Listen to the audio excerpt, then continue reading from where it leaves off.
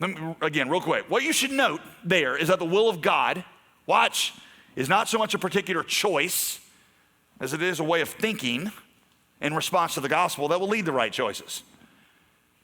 I draw that distinction because for a lot of you, when we say will of God, you start thinking, okay, which career should I take and where should we live and who should I date and what college should I go to? Like you got 3 doors, A, B, or C. You're like, oh God, which one is your will? And one of them's gonna lead to awesomeness and one of them's gonna lead to nothing and I just don't know what to do.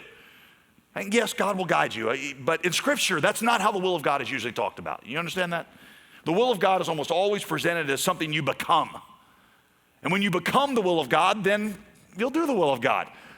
This is not exact, okay? But 99.9% of the will of God is fulfilled in learning to worship God above everything else in your life and learning to offer your life as a living sacrifice back to Him. And stop looking at it like, the will of God is like this magic 8 ball where you're trying to figure out what you're supposed to do.